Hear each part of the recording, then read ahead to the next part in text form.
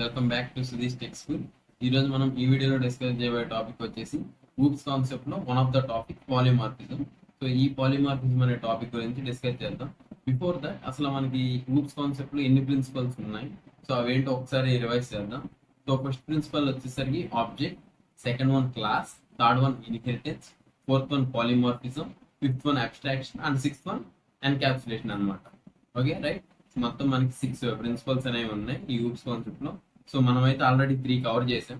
So ఏంటంటే first one వచ్చేసరికి object, second one class, third one వచ్చేసరికి ఇన్హెరిటెన్స్ అనమాట. రైట్. సో 3 టాపిక్స్ మనం కవర్ చేసాం. సో ఫోర్త్ ప్రిన్సిపల్ గురించి ఈ వీడియోలో డిస్కస్ చేద్దాం, అదే పాలిమార్ఫిజం. ఓకే, అసలు ఈ పాలిమార్ఫిజం అంటే ఏంటి? సో పాలిమార్ఫిజం అనే వర్డ్ అనమాట గ్రీక్ నుంచి డెరైవ్ చేశారంట. సో దీన్ని మనం 2 వర్డ్స్ కి డివైడ్ చేద్దాం. ఓకే, సో ఈ గ్రీక్ వర్డ్ ని పాలిమార్ఫిజం అనే వర్డ్ ని 2 టైప్స్ కి డివైడ్ చేద్దాం. సో ఫస్ట్ వర్డ్ వచ్చేసరికి పాలీ అండ్ సెకండ్ వర్డ్ వచ్చేసరికి మార్ఫిజం. ఓకే, పాలీ అండ్ మార్ఫిజం అనమాట. రైట్. సో పాలీ అంటే ఏంటంటే మెనీ అని అర్థం. ఓకే, ఐ మీన్ ఎక్కువ అని అర్థం. ఓకే, అండ్ మార్ఫిజం అంటే behaviour or ways or forms, ఎలా అయినా పిలవచ్చు. డిఫరెంట్ పీపుల్ డిఫరెంట్ గా పిలుస్తారు అనమాట. సో ఈ పాలిమార్ఫిజం అంటే మెనీ వేస్ అనమాట, many behaviours or many forms. So మనం అయితే మెనీ బిహేవియర్స్ అనుకుంటాం. రైట్, ఇక్కడ వరకు క్లియర్ కదా? సో పాలిమార్ఫిజం అంటే మెనీ బిహేవియర్స్ అంటే సిచ్యువేషన్ తగ్గట్టు బిహేవ్ చేస్తుంది అనమాట. లైక్ ఇప్పుడు నేనున్నాను, సో ఇంట్లో ఒకలా ఉంటాను, అండ్ కాలేజ్లో ఒకలా ఉంటాం, మా ఫ్రెండ్స్తో ఒకలా ఉంటాం, సో లవర్తో ఒకలా ఉంటాం, ఐ మీన్ అవర్ లేదు. సో ఇలా అనమాట. ఓకే, సో ఒక్కొక్క చోట ఒక్కొక్కరితో ఒకలా ఉంటాం అనమాట, ఐ మీన్ డిఫరెంట్ బిహేవియర్స్ అనమాట. ఓకే, సో ఎవరైనా అంతే కదా, డిఫరెంట్ డిఫరెంట్ బిహేవియర్స్ ఉంటాయి. ఒక్కొక్కరు కోపంగా ఉన్నప్పుడు ఒకలా బిహేవ్ చేస్తారు, ఫ్రెండ్లీ ఉంటే ఒకలా బిహేవ్ చేస్తారు. సో డిఫరెంట్ బిహేవియర్స్ అని అర్థం అనమాట. పాలిమార్ఫిజం అంటే డిఫరెంట్ బిహేవియర్స్ అనమాట. సో ఇక్కడ వరకు ఫైన్ కదా? సో ఈ పాలిమార్ఫిజంలో 2 టైప్స్ ఉన్నాయి, 2 క్లాసిఫికేషన్స్ అంటాం అనమాట.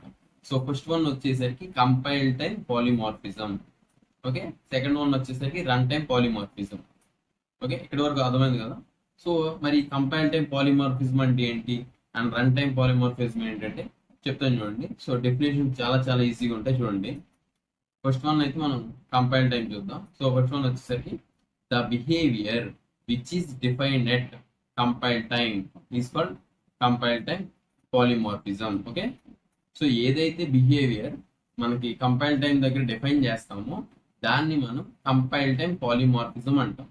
ఓకే, దీన్నే మనం ఎర్లీ బైండింగ్ అని కూడా పిలుస్తాం అనమాట. ఓకే, కంపైల్ టైం పాలిమార్ఫిజం అర్థమైపోయింది కదా? ఇప్పుడు కమింగ్ టు నెక్స్ట్ వచ్చేసరికి రన్ టైం పాలిమార్ఫిజం.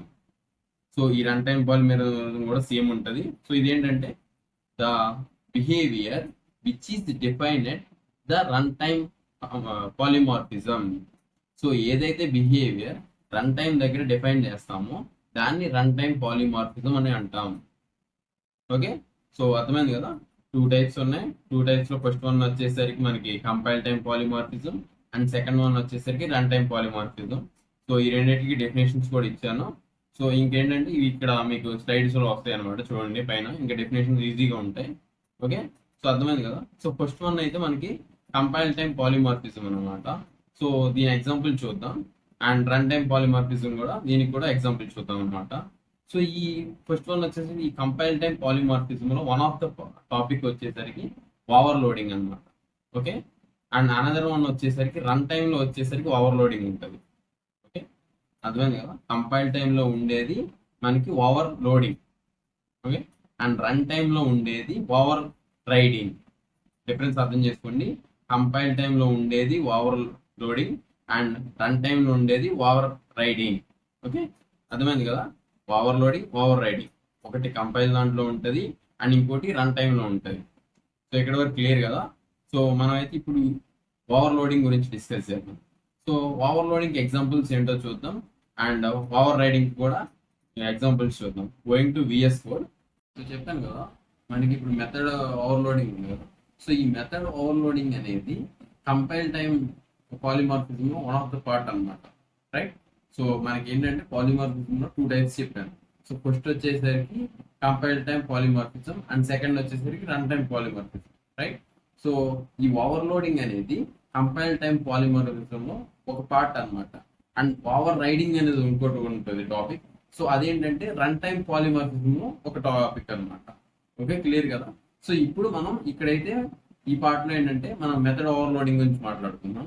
సో ఈ మెథడ్ ఓవర్లోడింగ్ అనేది కంపైల్ టైం పాలిమార్ఫిజం ఒక పార్ట్. ఓకే, సో మనకి ఏంటంటే అసలు ఈ ఓవర్లోడింగ్ అనే నేమ్ ఉంది కదా. సో ఇది ఎలా అంటే, సో ఇప్పుడు మనకి క్లాస్ ఉంటుంది కదా, ఇంకొక క్లాస్ ఉంది. క్లాస్ అంటే ఏంటి? Blue print of the object, right? So అర్థమైంది కదా. సో ఈ క్లాస్ అనేది, క్లాస్ లో డిఫరెంట్ మెథడ్స్ ఉంటాయి అన్నమాట. ఓకే, ఒక క్లాస్ ఉంది, అందులో different different different types of methods ఉంటాయి with the same names. So అర్థమైంది కదా, different methods with same name. Okay, with different parameters is called method overloading. అర్థమైంది కదా. సో ఇంకా క్లియర్ గా చెప్పాలి అంటే, ఒక క్లాస్ తీసుకున్నాం, ఆ క్లాస్ లో డిఫరెంట్ మెథడ్స్ ఉన్నాయి ఒకే నేమ్ తో. ఓకే, సో ఇక్కడ వరకు ఓకే కదా. Different methods with the same name, ఒకే పేరుతో డిఫరెంట్ మెథడ్స్ ఉన్నాయి. ఓకే, కానీ పారామీటర్స్ అనేవి డిఫరెంట్ గా ఉండాలి. ఓకే, అర్థమైంది కదా. సో ఇంకా క్లియర్ గా మన ప్రోగ్రామ్ లో అర్థమవుతుంది. సో చూద్దాం. ఫస్ట్ అయితే క్లాస్ తీసుకుందాం. So okay, class. So class అయితే మన క్లాస్ వచ్చేసరికి ఇప్పుడు నేను ఎగ్జాంపుల్ ఏం చెప్తాను అంటే, క్యాలిక్యులేటర్ ఎగ్జాంపుల్ తీసుకుందాం. సో ఈ క్యాలిక్యులేటర్ లో మనం ఏం చేస్తాం? ఎడిషన్, సబ్ట్రాక్షన్ చేస్తాం కదా. సో క్యాలిక్యులేషన్స్ చేస్తాం అనమాట. సో ఇక్కడ ఏంటంటే ఎడిషన్ అనే ఒక టాపిక్ తీసుకుని మీకు ఎక్స్ప్లెయిన్ చేస్తా. So further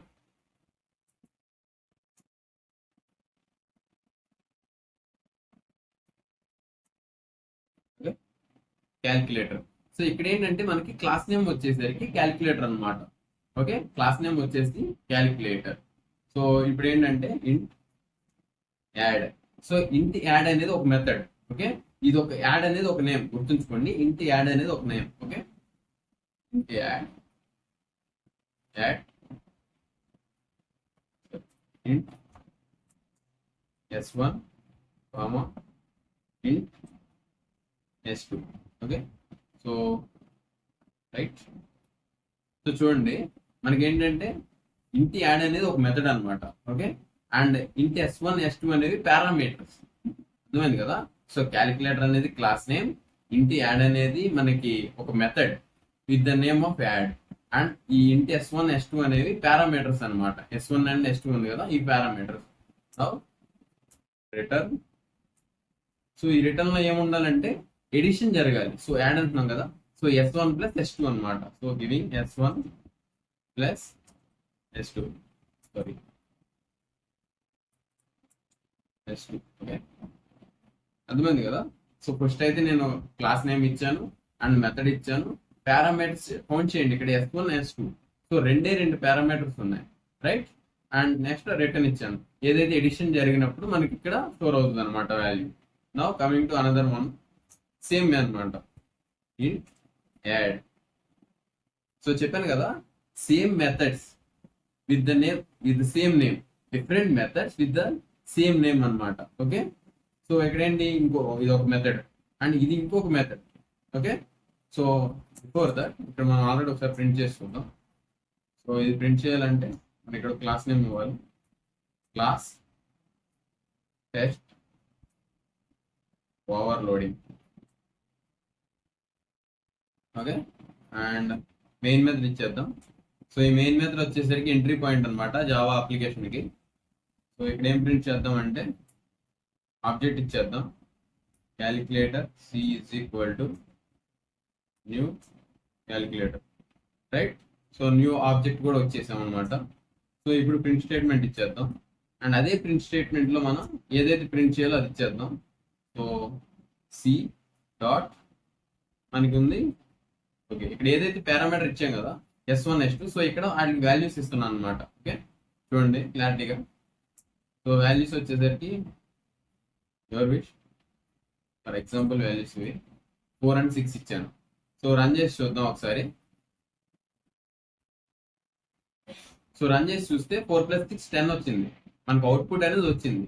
and coming to next one, so ఇక్కడ ఇచ్చింది మనం ఒక మెథడే, చాలా జాగ్రత్తగా అబ్జర్వ్ చేయండి. నేను ఒక మెథడే ఇచ్చాను, ఆ మెథడ్ నేమ్ ఏంటంటే ఇంట్ యాడ్ అనమాట. నేను ఏమి ఇస్తానంటే ఇంకొక మెథడ్ ఇస్తాను సేమ్ నేమ్ తో. ఓకే, సో ఇంట్ యాడ్ ఇంట్ s1 కామా ఇంట్ s2. సో ఇక్కడ ఏమొచ్చింది, రెడ్ కలర్ లో ఎర్రర్ వచ్చింది. సో ఏంటంటే ఇక్కడ మనకి మెథడ్ సేమ్ ఉండొచ్చు, ఎన్నైనా మెథడ్స్ ఉండొచ్చు, ఏ నేమ్ తో ఉండొచ్చు, సేమ్ నేమ్ తో ఉండొచ్చు, కానీ ఇక్కడికి వచ్చేసరికి పారామీటర్స్ అనేవి ఉండాలన్నమాట. అలా పారామీటర్స్ అనేది ఒక దాంట్లో 2 ఉండాలి, ఒక దాంట్లో 3 ఉండాలి, ఈక్వల్ గా అనేది ఉండకూడదు. మరి ఈక్వల్ గా ఉంటే ఏమవుతుంది అంటే, చూసారు కదా ఎర్రర్, డూప్లికేట్ మెథడ్ అని వచ్చింది అనమాట. అంటే ఇక్కడ ఏంటంటే నువ్వు పైన వాడిన మెథడే మళ్ళీ కింద యూజ్ చేస్తున్నావు, కొత్త మెథడ్ యూజ్ చేయరా అని చెప్తుంది అనమాట. ఓకే, సో ఇక్కడ నేను ఏం చేస్తానంటే పారామీటర్స్ ఇంక్రీజ్ చేస్తాను for that in s3. So ఇంకొక పారామీటర్ అనమాట. సో ఇక్కడ ఏంటంటే 2 పారామీటర్స్ యూజ్ చేశాను, s1 s2. బట్ ఇక్కడ ఏంటంటే 3 పారామీటర్స్ యూజ్ చేస్తాను అనమాట, s1 s2 s3 అనమాట. 3 పారామీటర్స్ నేను యూజ్ చేశాను. ఓకే, సో ఇప్పుడు రన్ చేసి చూద్దాం. సో ఇది కూడా ఇచ్చేద్దాం.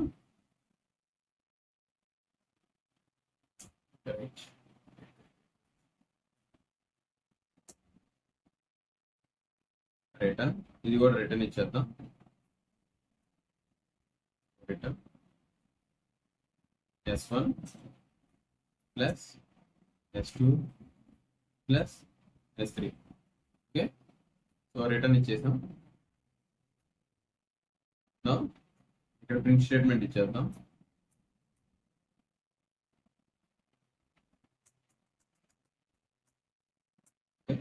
ప్రింట్ స్టేట్మెంట్ వచ్చేసి యాడ్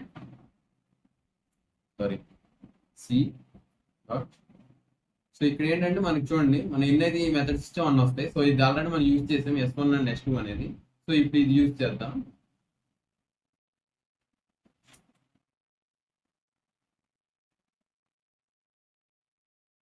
ఓకే, సో ఇప్పుడు ఇందాక మనం 2 వాల్యూస్ ఇచ్చామన్నమాట. అండ్ ఎందుకు 2 వాల్యూస్ ఇచ్చామంటే ఇక్కడ పైన 2 పారామీటర్స్ యూజ్ చేసాం, కానీ ఇక్కడ మనం 3 పారామీటర్స్ యూజ్ చేసాం కాబట్టి మనం 3 వాల్యూస్ ఇవ్వాల్సి వస్తుంది. సో ఫర్ ఎగ్జాంపుల్ వాల్యూస్ ఏవో ఒకటి ఇచ్చేద్దాం, 7,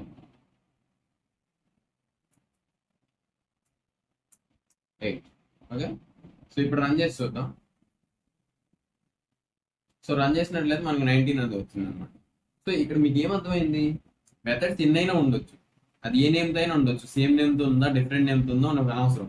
మనకి మెథడ్ ఓవర్లోడింగ్ లో నేమ్ ఎన్నైనా మెథడ్స్ ఉండొచ్చు, అది ఏ నేమ్తో అయినా సేమ్ నేమ్తో ఉందా డిఫరెంట్ నేమ్తో ఉందో మనకు అనవసరం.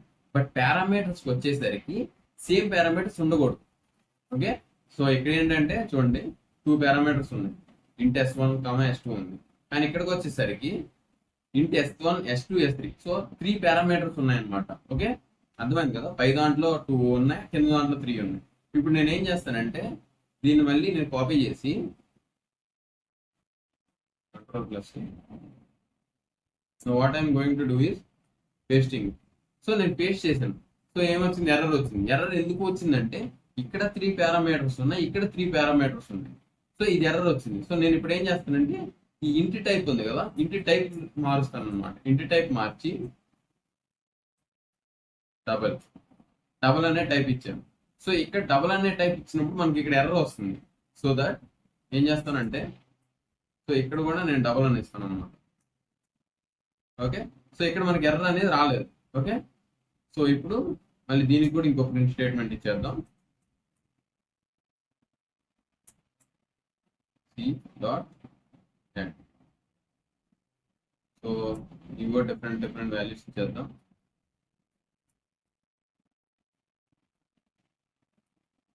సో డిఫరెంట్ వాల్యూస్ ఇచ్చాం. సో ఒకసారి రన్ చేసి చూద్దాం. సో రన్ చేసి చూసినట్లయితే మనకి 3 వాల్యూస్ వచ్చాయి అన్నమాట. సో అర్థమైంది కదా. సో ఇక్కడ ఏంటంటే మనకి మెయిన్ మెథడ్ మనకి ఓవర్లోడింగ్ లో సో మనకి డెఫినేషన్ వచ్చేసి ఎనీ మెథడ్, ఎన్ని మెథడ్స్ అయినా ఉండొచ్చు, అవి ఏ నేమ్తో అయినా ఉండొచ్చు, బట్ మనకి అది మ్యాటర్ కాదు. సో మనకి మ్యాటర్ ఏంటంటే number of parameters is matter and type of parameter is matter అనమాట. ఓకే, మెథడ్ ఓవర్లోడింగ్ లో నువ్వు ఎన్ని మెథడ్స్ అయినా ఉండొచ్చు, అవి ఏ నేమ్తో అయినా ఉండొచ్చు, but the only matter is number of parameters and type of the parameter. So ఇక్కడ ఏంటంటే నేను ఇక్కడ 3 పారామీటర్స్ ఉన్నాయి. ఓకే, బట్ టైప్ వచ్చేసి ఇక్కడ ఇంట్ ఉంది, ఇక్కడ డబుల్ ఉంది. So type is matter. Okay, and ఇక్కడ ఏంటంటే 3 పారామీటర్స్ ఉన్నాయి, ఇక్కడ 2 పారామీటర్స్ ఉన్నాయి. So number of parameters matters అనమాట. Okay, hope you understand. ఇక్కడ వరకు అర్థమైంది అనుకుంటున్నా. సో చిన్న చిన్న డౌట్స్ ఉంటాయి. సో ఏమైనా ఉంటే కామెంట్ సెక్షన్ లో చెప్పండి, నేను ఎక్స్ప్లెయిన్ చేస్తాను. మళ్ళీ కావాలంటే మళ్ళీ వీడియో చేస్తాను, ఇబ్బంది ఏం లేదు. ఓకే, వీడియో అయితే అర్థమైంది అనుకుంటున్నా. ఏమైనా డౌట్స్ ఉంటే కామెంట్ చేయండి. Thank you for watching. Please do subscribe.